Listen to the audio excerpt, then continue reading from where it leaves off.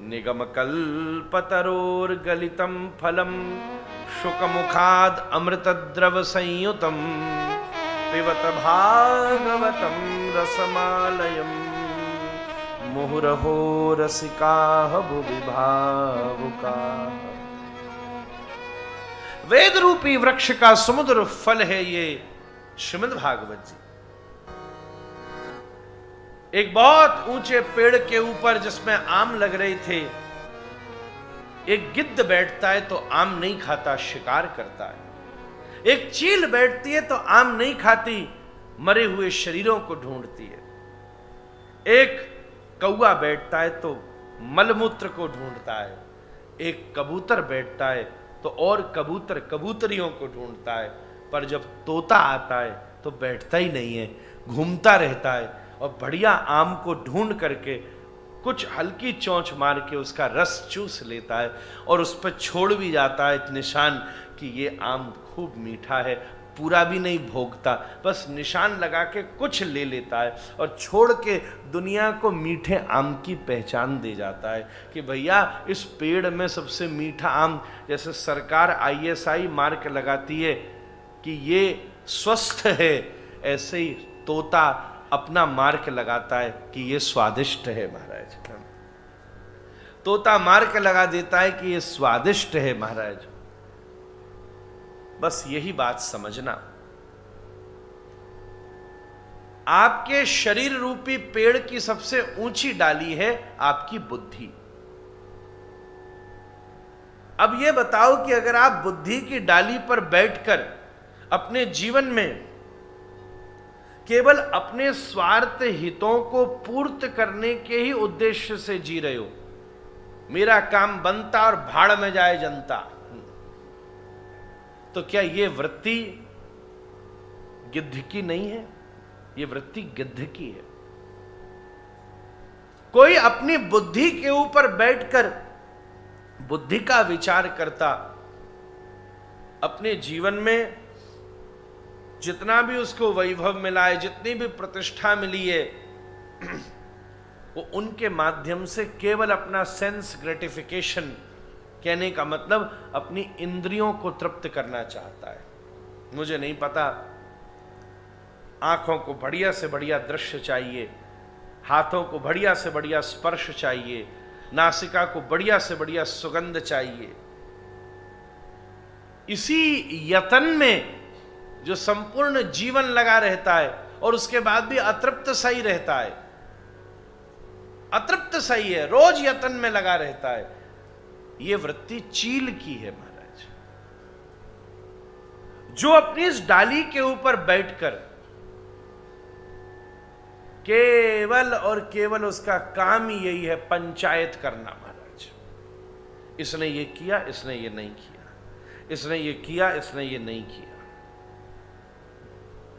कोई भजन करता है, देखो कैसे बन रहे हैं, बड़े भगत हो गए। ऐसे चलती है दुनियादारी, खुद पे तो चल नहीं रही है पहले से ही। अरे भैया, कानों में हीरा, गले में हार पहनकर ये बताते हो कि तुम धनवान हो, माथे पे तिलक और गले में कंठी पहनकर ये बताते हो कि तुम धर्मवान हो महाराज। इतना सही तो फर्क है। ऐसी वृत्ति वाला व्यक्ति कौआ की तरह है महाराज। कौआ का स्वभाव होता है, लंबी चोंच होती है ना, वो दूसरे का दोष मलमूत्र ही ढूंढता रहता है। बढ़िया से बढ़िया चीज में भी वो एक ही चीज पकड़े रहेगा, एक ही चीज।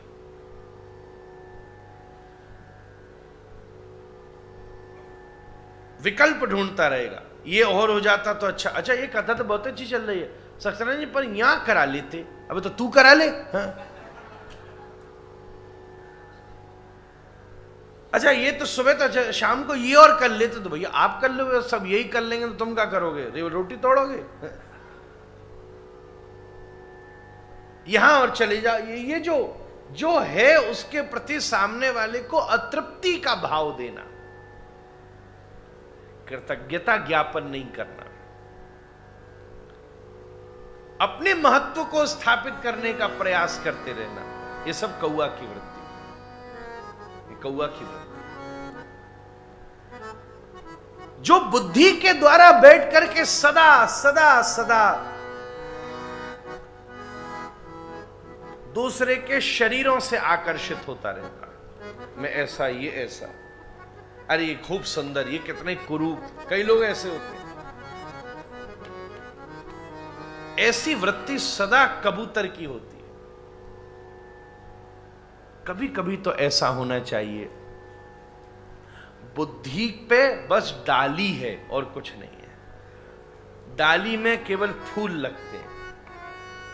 पर एक बात बताऊं, एक और डाली है, जो डाली है हृदय की। इस हृदय की डाली पर फल लगता है।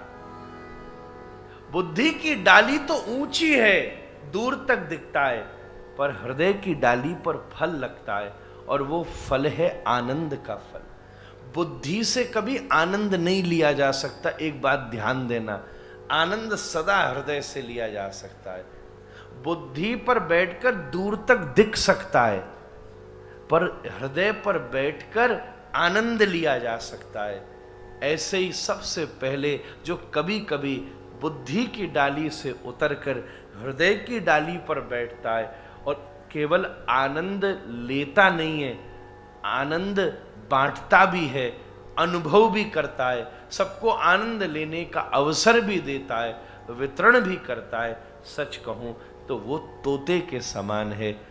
चाहे हनुमान जी हों, चाहे सुखदेव जी हों, इन सबका स्वभाव इसीलिए तोते की तरह कहा गया है, क्योंकि ये केवल स्वादिष्ट फल के ऊपर ही मुख मारते हैं।